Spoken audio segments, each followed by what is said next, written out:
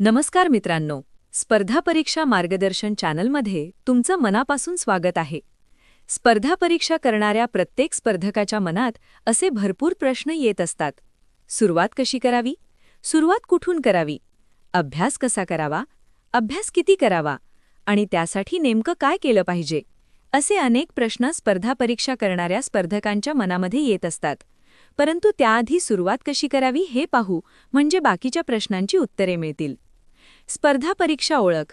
स्पर्धा परीक्षामध्ये राज्यसेवा, संयुक्त ग्रुप बी आणि सी, सरळ सेवामध्ये जिल्हा परिषद अंतर्गत ग्रामसेवक, कृषी सेवक, आरोग्य विभाग, वन विभाग, महिला आणि बाल विकास, समाज कल्याण, अंगणवाडी सेवक पर्यवेक्षक, पोलीस भरती, तलाठी भरती, बँकिंग अशा अनेक परीक्षा आहेत. त्यातील तुम्ही देत असलेली परीक्षा पहिल्यांदा विचारात घ्या. तुम्हाला परीक्षा कोणती द्यायची आहे आधी हे ठरवा. स्पर्धा परीक्षा देतो म्हणजे सर्व देतो, ते ठीक, परंतु कोणत्याही एका गटाला प्राथमिकता असली पाहिजे. तुमचं ध्येय निश्चित असलं की त्यानुसार मनाची तयारी होते, मन चलबिचल होत नाही आणि विषयातील अभ्यासात शिस्त येते. सर्व परीक्षेला विषय जरी सारखे असले तरी प्रत्येक परीक्षेत प्रत्येक विषयाचं महत्त्व हे वेगळं वेगळं आहे. त्यामुळेच नक्की तुम्हाला कोणती परीक्षा द्यायची आहे ते अगोदर ठरवा. मग त्यानंतर येते परीक्षेची तयारी. स्तर आणि काठिण्य पातळी. स्पर्धा परीक्षेमध्ये अत्यंत महत्त्वाची असणारी ही गोष्ट आहे आणि याकडे कुणीही लक्ष देत नाही. जेव्हा तुम्ही कोणत्याही विषयाचं पुस्तक वाचता तेव्हा पहिल्या पानापासून शेवटच्या पानापर्यंत वाचता आणि तुम्हाला वाटतं की हो, झालं माझं पुस्तक वाचून, बऱ्यापैकी लक्षात आलेलं आहे आणि आता रिव्हिजन करतो म्हणजे झाला तो एकदाचा विषय. परंतु असं असतं नाही. त्यासाठीच आधी सांगितलं की तुम्ही कोणत्या परीक्षेचा अभ्यास करत आहात ते तपासून पहा. मग त्यानुसार स्तर आणि काठिण्य पातळी ठरते. आता तुम्ही पोलीस भरतीची तयारी करत आहात आणि लगेच तलाठी भरतीची जाहिरात आली. मग तुम्ही तोही फॉर्म भरता आणि म्हणता की ठीक आहे, दोन्ही परीक्षेचा अभ्यास होईल, विषय तर एकच आहेत. इथेच तुम्ही चुकता. पोलीस भरती ही 12वी स्तरावरील असल्याकारणाने त्याची काठिण्य पातळीसुद्धा मध्यम स्वरूपाची असते आणि तलाठी भरती पदवी स्तरावरील असल्याकारणाने त्याची काठिण्य पातळीही कठीण असते. आता उदाहरण म्हणून पाहू. जर पोलीस भरतीला छत्रपती शिवाजी महाराजांचा जन्म कोणत्या किल्ल्यावर झाला असा प्रश्न असेल आणि त्याचे 4 पर्याय, त्यापैकी आपल्याला एक उत्तर टिक करायचे आहे. परंतु जर परीक्षा पदवी स्तराची असेल, वर्ग 1, 2 साठी, तर प्रश्न कसा असणार आहे? विधान 1, छत्रपती शिवाजी महाराजांचा जन्म शिवनेरी किल्ल्यावर झाला. विधान 2, शिवनेरी किल्ला जुन्नर तालुक्यात आहे. विधान 3, जुन्नर तालुका नाशिक जिल्ह्यात येतो. मग उत्तरामध्ये विधान 1 आणि 2 बरोबर, विधान 2 आणि 3 बरोबर, सर्वच बरोबर, अशा प्रकारचे पर्याय असणार.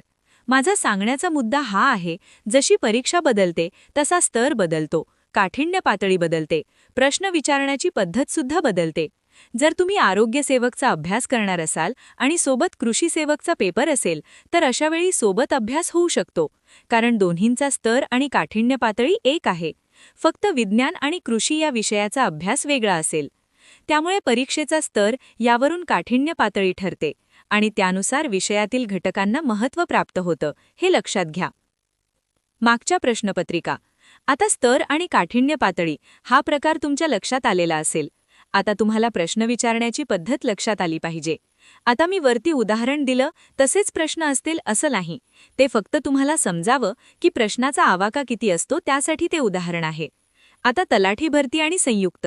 काठिण्य पातळी एकच आहे, मग सारखाच अभ्यास असेल का? तर याचं उत्तर आहे नाही. तुम्ही जर व्यवस्थित पाहिलं तर प्रश्न विचारण्याची पद्धत वेगळी आहे. हे तुमच्या लक्षात येण्यासाठी तुम्हाला मागच्या प्रश्नपत्रिका अभ्यासणे गरजेचे आहे. त्याचं कारण प्रश्नपत्रिका कोण ठरवणार आहे त्यानुसार प्रश्नांचा पॅटर्न ठरत असतो. आयोगाची प्रश्नपत्रिका वेगळी, महसूल विभागाची पद्धत वेगळी. जर एखादी कंपनी परीक्षा घेणार असेल तर त्यांची पद्धत वेगळी. हे कळण्यासाठी तुम्हाला मागच्या प्रश्नपत्रिका अभ्यासणे गरजेचे राहील. Most, TCS, IBPS.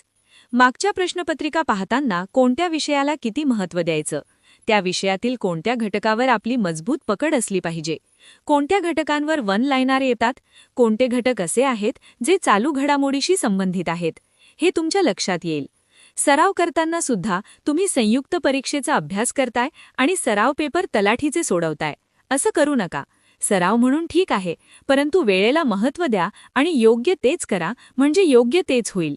कोणत्याही परीक्षेची जाहिरात आल्यानंतर ती पहा, त्यातील 5 गोष्टींकडे विशेष लक्ष द्या. स्तर, काठिण्य पातळी, विषय घटक आणि परीक्षेचे टप्पे. म्हणजे पूर्व, मुख्य, मुलाखत आहे का? मग हे ठरलं की एकदा मागची प्रश्नपत्रिका पहा आणि त्यानुसार तुमची अभ्यासाची रणनीती ठरवा.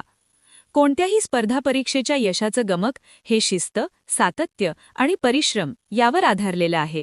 जोपर्यंत हे तुमच्या लक्षात येत नाही, तोपर्यंत अभ्यासिकेतील दिवस फक्त सरतो, मार्गी लागत नाही. त्यासाठी तुम्ही स्वतःशी प्रामाणिक असलं पाहिजे.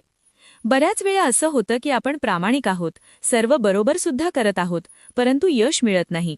त्यावेळी सकारात्मक विचार हा आहे की ते का मिळत नाही, माझं नेमकं काय चुकत आहे, याचा शोध घेणे. कारण काहीतरी चुकत आहे तेव्हाच तर बरोबर गोष्टी घडत नाहीत हे लक्षात घ्या आणि त्यावर काम करा. इथेच तुमच्या संयमांची कसोटी असते. लक्षात घ्या, कोणत्याही स्पर्धेमध्ये प्रत्येकजण जिंकतोच असं होत नाही, पण कुणीच शिकत नाही असंही होत नाही. जेव्हा तुम्ही जिंकत नाही तेव्हा तुम्ही शिकलेले असता. कारण स्पर्धा परीक्षा करणारा विद्यार्थी एकतर जिंकतो किंवा शिकतो, तो कधीच हारत नाही. जर हा व्हिडिओ तुम्हाला मार्गदर्शक वाटला असेल तर लाईक नक्की करा आणि हा व्हिडिओ स्पर्धा परीक्षा तयारी करणाऱ्या मित्रांसोबत शेअर करा. अशाच दर्जेदार, अचूक आणि परीक्षेभिमुख मार्गदर्शनासाठी आपल्या चॅनलला सबस्क्राईब करा. आणि हो, बेल आयकॉन दाबायला विसरू नका. पुढील व्हिडिओमध्ये आपण अभ्यासाची ठोस रणनीती आणि सराव पद्धती पाहणार आहोत. तोपर्यंत अभ्यास करत रहा, सातत्य ठेवा, यश नक्की मिळेल. धन्यवाद.